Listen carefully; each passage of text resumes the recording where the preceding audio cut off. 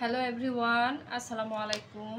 আজকে আমি আপনাদের সামনে নিয়ে এসেছি একটা নতুন রেসিপি, দুধ আর পাউরুটি দিয়ে একটা ডেজার্ট। অসম্ভব সুন্দর, খুব অল্প সময়ে রেসিপিটি তৈরি করা যায়।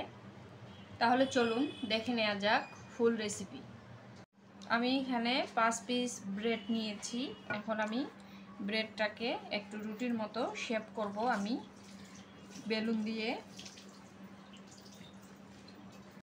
বেলুন দিয়ে একটু রুটিটাকে বেলে নিচ্ছি। পাতলা করার জন্য আমি রোল তৈরি করব।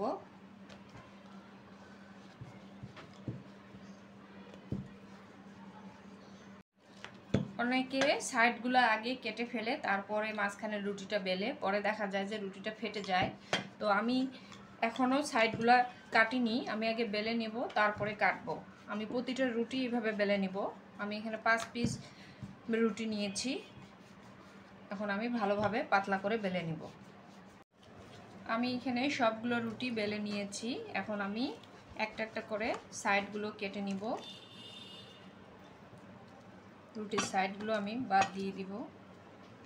এভাবে আমি কেটে নেব লাল অংশটা।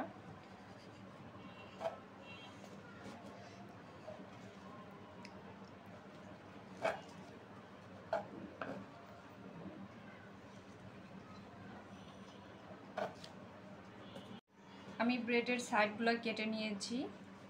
এভাবে আমি এখন একটা একটা করে রোল তৈরি করব। আর রোল তৈরি করার জন্য আমি এখানে নিয়ে নিয়েছি খিরসা। অলরেডি খিরসার রেসিপি আমার চ্যানেলে আছে, আপনারা দেখে নিতে পারেন। তো আমি এখানে খিরসাটা ব্যবহার করব। আপনারা চাইলে বিভিন্নভাবে পুর বানাতে পারেন, সুজি দিয়ে, বিভিন্নভাবে। তো আমি এখানে খিরসাটাকেই ব্যবহার করব। তো আমি এভাবে রোল বানিয়ে নিব।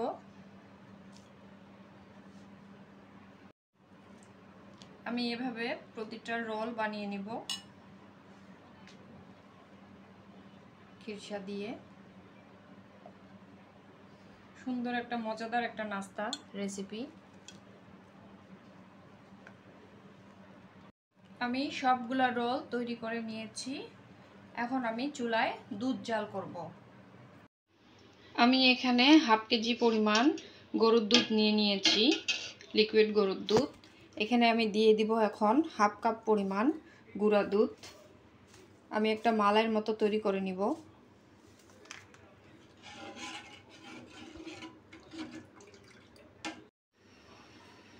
আমি এখানে দিয়ে দিব 2টা সাদা এলাচ ফ্লেভারের জন্য, আর দিয়ে দিব এখানে চিনি, হাফ কাপ পরিমাণ আমি চিনি দিয়ে দিব।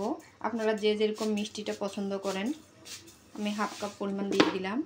দিয়ে আমি ভালোভাবে দুধটাকে জাল করে নেব। খুব সহজ একটা রেসিপি, অল্প সময়ের মধ্যে সুন্দর একটা নাস্তা তৈরি করা যায়। আপনারা এখানে চিনির পরিবর্তে কনডেন্স মিল্ক ব্যবহার করতে পারেন। আমার হাতের কাছে কনডেন্স মিল্ক নেই, তাই আমি চিনি দিয়ে দিলাম। কনডেন্স মিল্কটা দিলে অনেক স্বাদটা বেড়ে যায়।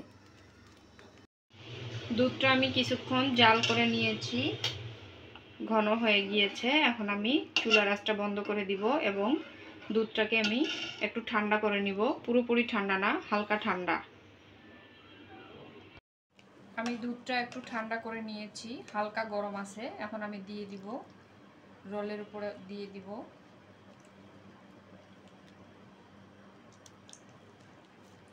দুধগুলো এইভাবে আমি প্রতিটা রোলে দিয়ে দিব,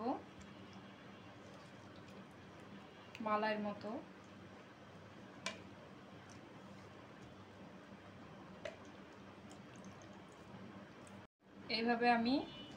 এইভাবে দুধগুলা ছড়িয়ে দেব উপরে, যেন রোলগুলা দুধের মধ্যে ডুবে থাকে, ভিজে যায়, সফট হয়ে যায়।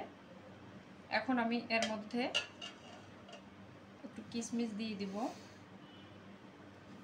আপনারা চাইলে কাঠবাদাম দিতে পারেন। আমি এটাকে ঠান্ডা করে ফ্রিজে কিছুক্ষণ রাখবো, তারপরে আপনাদেরকে দেখাবো। আমি 30 মিনিট ফ্রিজে রেখেছিলাম ঠান্ডা করে। এখন আমি বের করে নিয়ে এসেছি। আপনাদেরকে দেখানোর জন্য। তো আমি একটা তুলে নিব, আমি সার্ভ করব।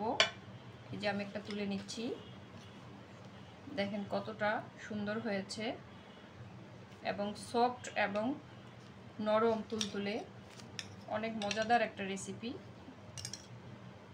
তো রেসিপিটি যদি ভালো লেগে থাকে তাহলে অবশ্যই লাইক, কমেন্ট, শেয়ার এবং সাবস্ক্রাইব করতে ভুলবেন না।